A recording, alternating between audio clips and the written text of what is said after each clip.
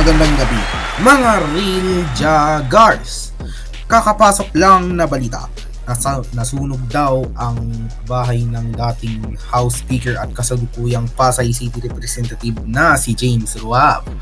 Live mula sa Jenny Forbes Park, kung saan nagaganap ang insidente, naroon ang ating correspondent na si Connie. Connie, anong nangyayari dyan?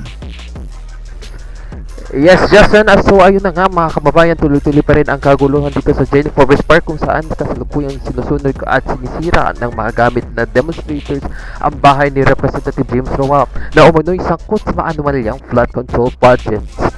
Ayon sa mga residente, hindi raw flood control project ang ginawa kundi flood control decoration. Kaya ayan, Justin, pati bahay ni Congressman hindi rin na-control ng apoy. Nakakalungkot yan, Konimi.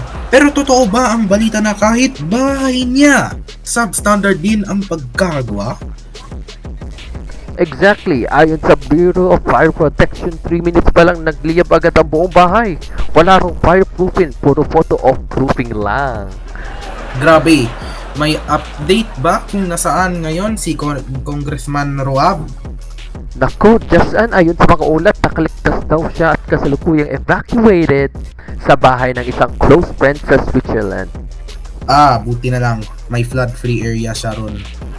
Tama ka dyan, Justin. Dito kasi baha, apoy at galit ng taong bayan. Sabay-sabay. Justin, balik na muna sa iyo sa studio bago pati yung mic ko natunaw. Maraming salamat, Konimi. Iyan po ang mainit, literal na balita ngayong gabi. Abangan sa susunod na Jaguars Balita.